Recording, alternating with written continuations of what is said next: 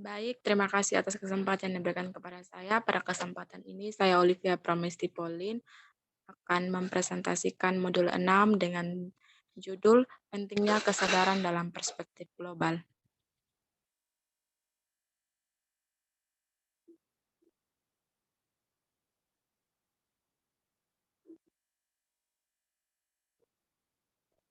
Nah, adapun pokok bahasan yang akan dibahas kali ini yaitu yang pertama ada kesadaran cara berpikir global, yang kedua ada perilaku positif dalam globalisasi, yang ketiga ada nilai budaya bangsa, dan yang keempat pentingnya wawasan dalam perspektif global.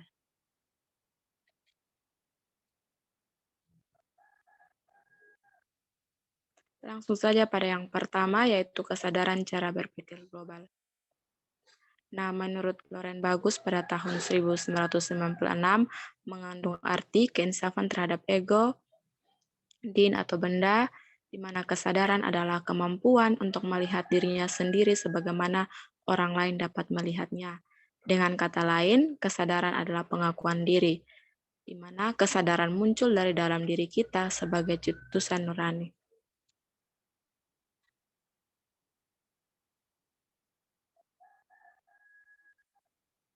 Nah, perspektif global di sini mencangkup dua sisi, yaitu kesadaran dan wawasan, di mana tanpa kesadaran kita tidak dapat memahami masalah global, dan juga tanpa wawasan kita tak akan mampu mempertahankan kehidupan global. Nah, di sini ada 3 poin penting, yaitu dalam kehidupan global, dalam kaitannya dengan globalisasi, dan juga kesadaran tentang terjadinya globalisasi. Next, Kak.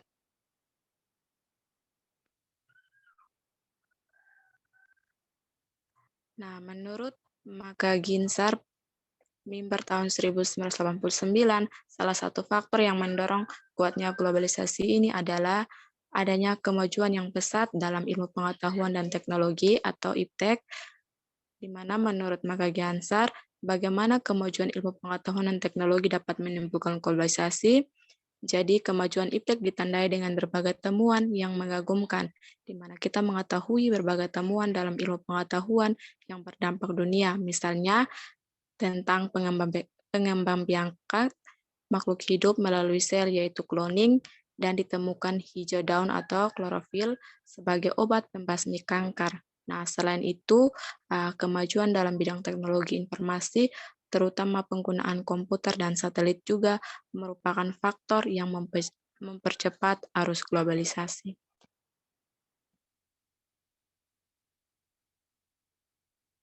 Nah, selanjutnya ada perilaku positif dalam globalisasi. Dalam berperilaku dan bersikap dalam pergaulan internasional untuk mendukung perilaku positif dalam globalisasi, kita perlukan adanya kesadaran nasional atau nasionalisme dan juga norma dan agama.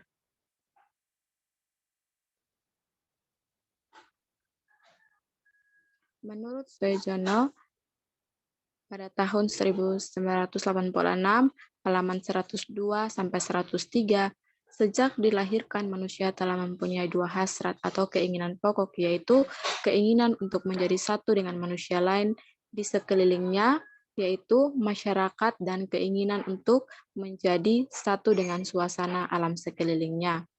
Nah, berdasarkan pendapat di atas, jelas bahwa sejak kelahiran dan secara kodrat, manusia selalu ingin menyatu dengan manusia lain dan lingkungan sekitarnya dalam suatu tatanan kehidupan bermasyarakat untuk saling memenuhi kebutuhan hidupnya dan untuk saling berinteraksi satu sama lain dalam upaya hidup bermasyarakat.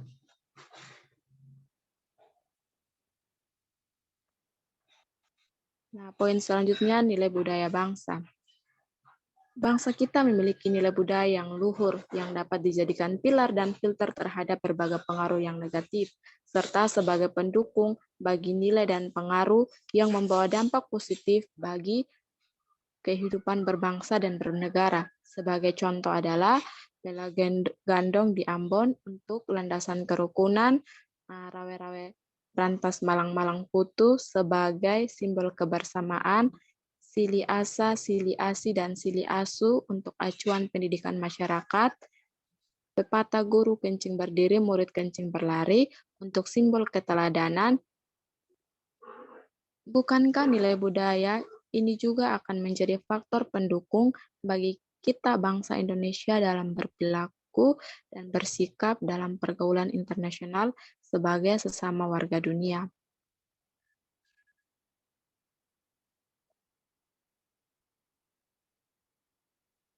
Nah, nilai budaya lain yang perlu dipelihara di samping nilai 45 yaitu nilai harmoni sosial. Di sini ciri-ciri masyarakat yang memiliki harmoni sosial adalah sebagai berikut. Yang pertama adalah hidup rukun tanpa konflik mendasar. Yang kedua, aktivitas kerja saling melengkapi dan juga memperkuat. Dan yang ketiga ada kebebasan dalam segala bidang meski tetap di bawah naungan hukum dan moral.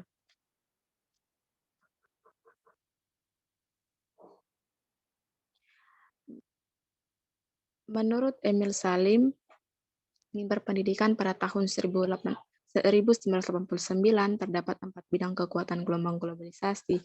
Yang paling menonjol yaitu yang pertama, kekuatan pertama yang membuat dunia menjadi transparan dan sempit adalah globalisasi. Kekuatan pertama yang membuat. Yang kedua, hal ketiga yang paling disoroti saat ini adalah masalah lingkungan hidup. Yang terakhir, politik merupakan kekuatan keempat yang dirasakan sebagai kekuatan global.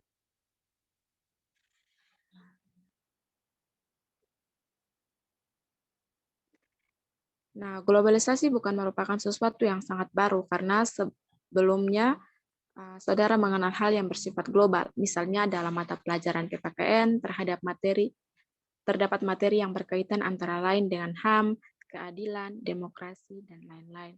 Sedangkan dalam IPS berkaitan dengan masalah antara lain iklim, lingkungan, dan kependudukan, pengaruh revolusi Inggris, serta sistem dumping di Jepang. Dan yang terakhir dalam mata pelajaran IPA, kita juga sering mendengar kebocoran ozon, pemanasan atmosfer, El Nino, dan sebagainya.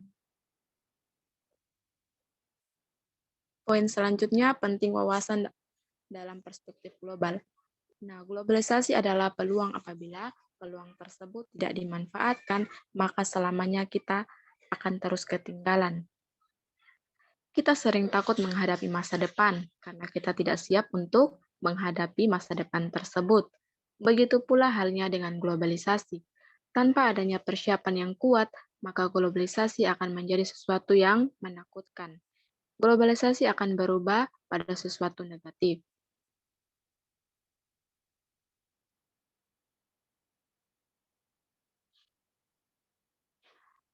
Nah, menurut Maka Giansar pada mimbar pendidikan tahun 1989, agar kita dapat meningkatkan wawasan, kita dapat melakukan 4 hal, yaitu dengan kemampuan mengantisipasi, yang kedua mengerti dan mengatasi situasi, yang ketiga mengakomodasi, dan yang keempat berorientasi.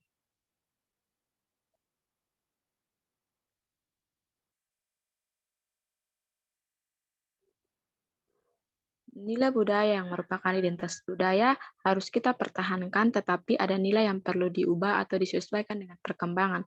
Contoh filsafat orang Jawa, mangan ora, mangan ngumpul, yang dalam bahasa Indonesianya adalah makan atau tidak yang penting ngumpul. Yang harus diubah karena tidak sesuai lagi dengan kehidupan global yang sudah berkembang sangat jauh. Perlu sikap baru terhadap perkembangan bahwa dunia ini adalah tempat tinggal kita dan tanah air kita yang harus kita jaga kelestariannya.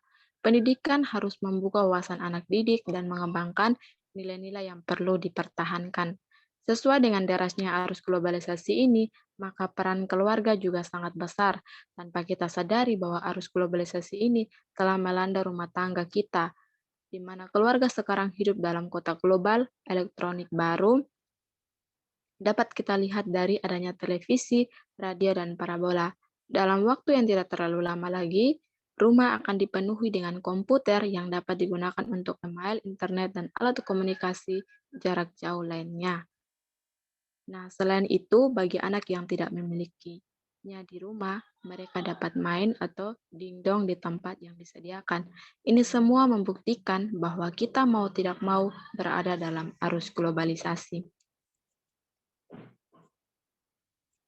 Untuk itu, kita perlu mewaspadai dampak derasnya arus globalisasi dengan yang pertama kita perlu menguasai perkembangan ilmu pengetahuan dan teknologi, yang kedua pertemuan ilmiah seperti seminar, diskusi, dan sebagainya untuk memahami informasi tersebut. Dan juga kita perlu menguasai informasi dalam berbagai bidang, mengolah dan memahami pesan-pesan dalam informasi tersebut. Kemudian menarik kesimpulan dan menyeleksinya untuk digunakan dalam kehidupan.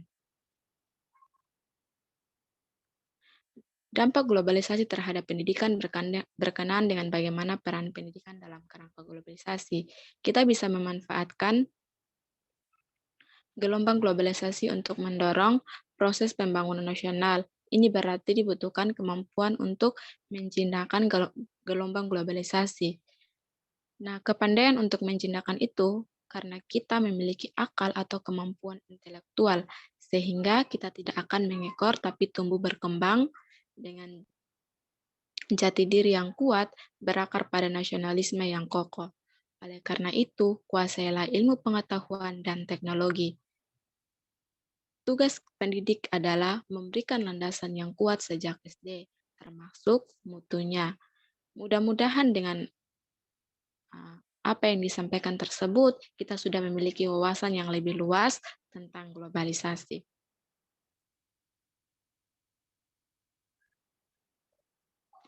Demikian pemaparan materi dari saya. Sekian dan terima kasih.